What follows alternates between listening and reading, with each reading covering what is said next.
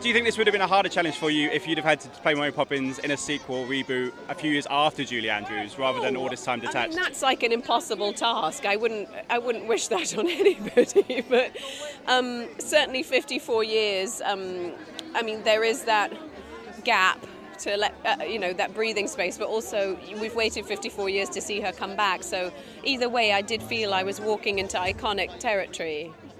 Did you, in terms of the character itself, did you try and detach yourself? Because I can imagine you've watched the movie many, many times. In terms of, was it difficult to detach yourself from the original Mary? I actually decided not to watch the original again right before I played her. So I had obviously seen it as a child, but decided not to dive into it while prepping my version of her.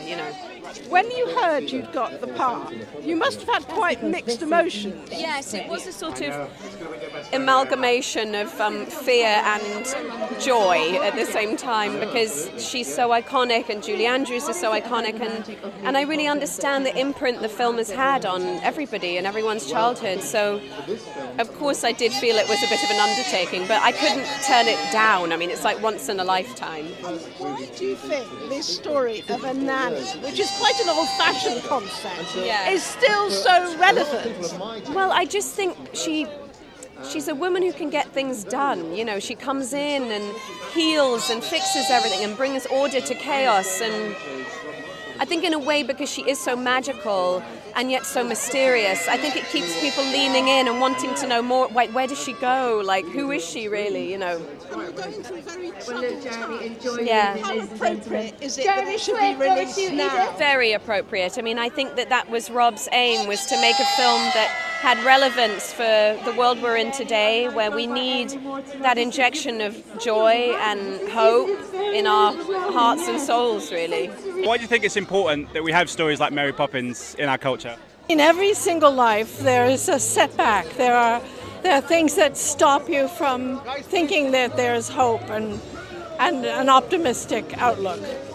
And into that fray walks human imagination and the capacity for joy. Children understand this more than anyone, and they take their ability to pretend to transcend their circumstances. And sometimes play and fun invents reality, and it makes the world better. This film is pure joy. Yes. But why did you want to be part of it? What did it mean? Oh well, I would do anything with Rob Marshall. I mean, he's such an imaginative director and so kind that the process itself is invigorating, challenging because he asks a lot, but he also it's also just plain fun, and everybody wants to sign up for fun. Well, I adore her, and she is magic in this film. Magic. There's nobody else that could have done it. You're a singer, you're a dancer. What was the hardest challenge? This accent? Was that the hardest bit of this film? Oh, that was easy. It was the bicycle. Riding an old bicycle with a ladder on one side on your cobblestone streets is not easy, while singing and, stealing apples and throwing them at orphans and all the other stuff I have to do in this movie.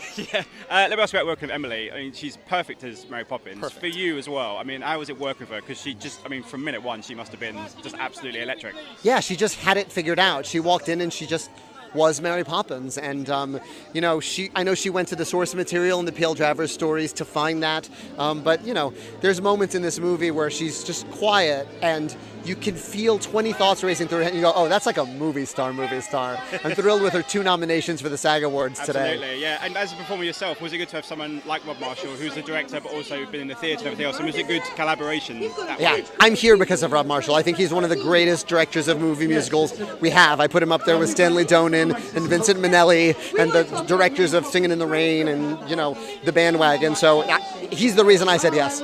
When you first got the script for the first time, was it a reaction of, oh, they're doing Mary Poppins again, or were you genuinely delighted that it was finally coming around?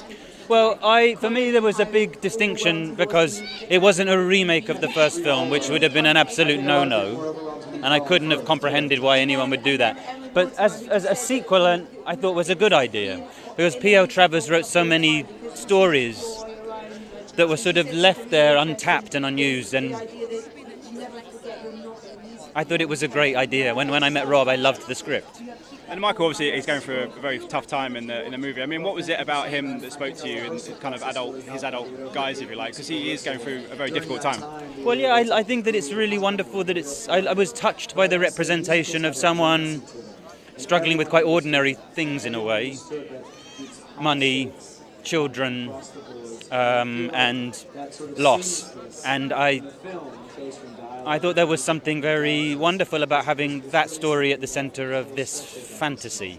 And I felt it grounded the story in something real and relatable. How much fun did you have making this movie? I had so much fun. It's just, words can't describe it. It's so magical and unrealistic. And to think that how far I've come and everyone else is going to love this.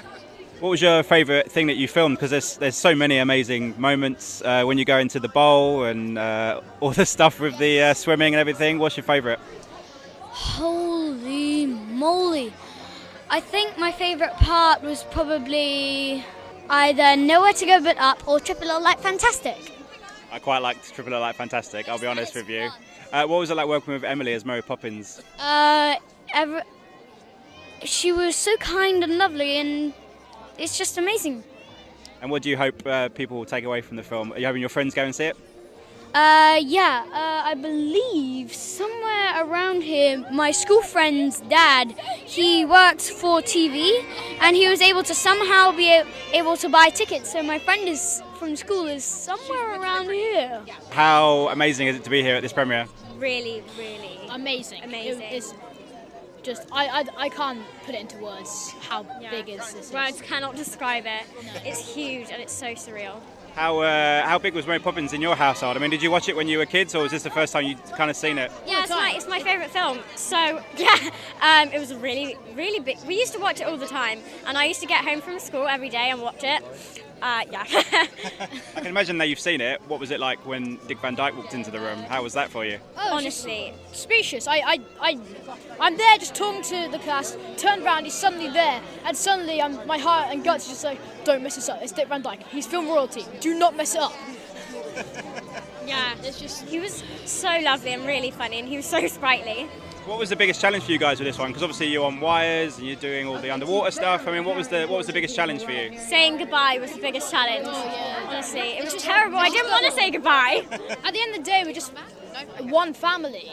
At the end, it's really hard to say goodbye at the end. Yeah. Just finally, a quick word on Emily. I mean, obviously you watched the original Mary Poppins. How did she measure up to Julie Andrews? She does a pretty amazing job, doesn't she? Perfect nanny.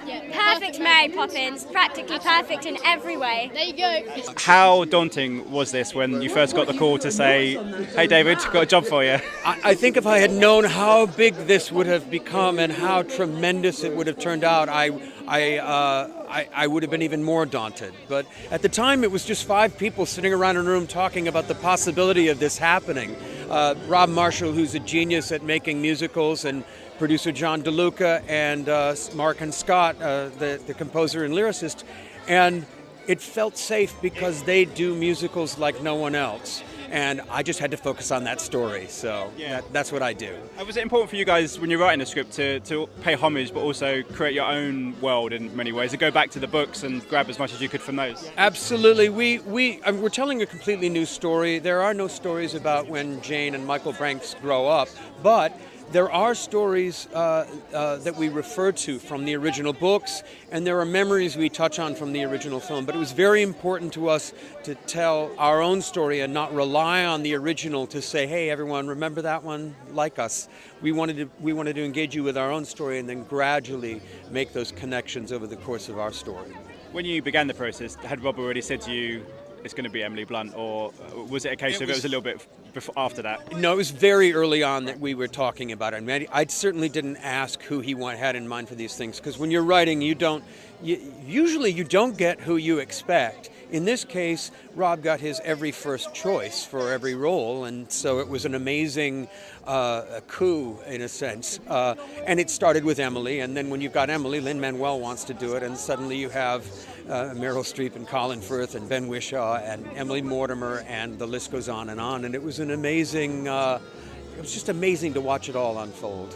It's been obviously 50 plus years since Yes. the original. It's almost like the world has changed but hasn't changed in many regards. I mean, it's strangely prevalent to modern day, isn't it, this kind of story in some ways? I suppose in every generation there is something that makes you feel as though, we're going through troubled times in one way or another, or the world needs to experience joy and happiness again. But in this particular case, I think time has passed enough that those of us who watched that original film need to be reminded of that joy and wonder, which is essentially the story of the film.